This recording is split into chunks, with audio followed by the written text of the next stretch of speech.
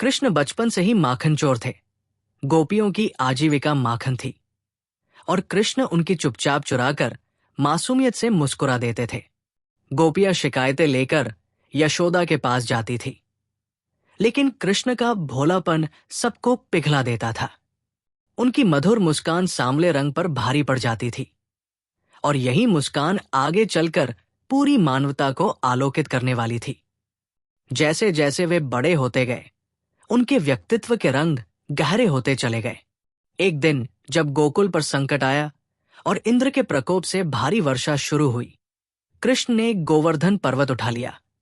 सबको उसकी छाया में शरण दी। ना कोई भय, ना कोई घबराहट, बस भरोसा कि कृष्ण के साथ कुछ भी असंभव नहीं। कृष्ण सिर्फ लीलाओं में नहीं, विचारों में भी अद्भुत थे। जब अर्जुन ने निराकार और साकार के भेद को जानना चाहा, तो कृष्ण ने कहा, भक्ति का मार्ग सरल है। अगर तू पूरे विश्वास से मुझे अपना मान ले तो मुक्ति निश्चित है। उन्होंने जीवन और मृत्यु के क्षणों तक की गहराई से व्याख्या की। मृत्यु के समय जो मुझे याद करता है वो मुझे प्राप्त होता है, लेकिन सभी की दृष्टि एक जैसी नहीं थी। दुर्योधन उन्हें आवारा कहता था, शकुनी कपटी भगवान मानता था, लेकिन उसे पसंद नहीं करता था। राधा उन्हें अपनी आत्मा का साथी मानती थी, कहती थी, कृष्ण मेरे साथ है, चाहे वे कहीं भी हों। वैनते जो अपंग था, कृष्ण को देखते ही चलने लगा और बोला, मेरे लिए तो वे भगवान हैं। अक्रूर को लगता था कि कृष्ण के चारों ओर ब्रह्मांड घूम रहा है। शिखंडी कहता था कि कृष्ण ने उसे कुछ नहीं दिया, फिर भी जहां कृष्ण हो वहां आशा बहती है। जब कृष्ण के चाचा वसुदेव ने उनका जन्म कंस से छिपाकर उन्हें यशोदा के पास पहुंचा दिया, तब एक चमत्कार हुआ। उस बालिका ने रूप बदला और आकाश में उड़ गई। उस समय से कृष्ण का जीवन रहस्यमयी लीलाओं से भरता चला गया। वे गुरु संदीपनी से शिक्षा लेते समय भी शास्त्रों में पारंगत हुए और साधना में डूबे रहे।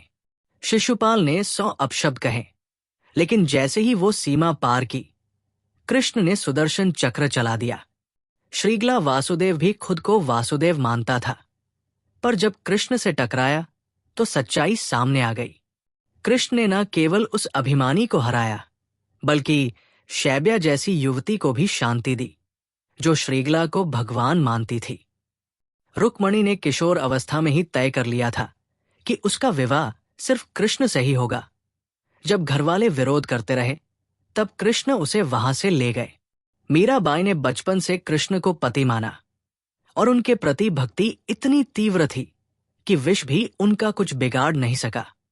कृष्ण सिर्फ अपने भक्तों के साथ नहीं, अपने आलोचकों में भी छाप छोड़ गए। और जब दुशासन ने द्रौपदी को अपमानित करना चाहा, कृष्ण ने दूर रहते हुए भी अपनी कृपा से उसकी रक्षा की। ये वही कृपा थी जो त्रिवक्रा को ठीक कर देती है, वही कृपा जो जीवन की हर कड़वाहट को अमृत बना देती है। और यही कृष्ण है, एक मुस्कान, एक शक्ति, एक माया, एक गुरु, एक प्रेम और सबसे ऊपर एक रास्ता।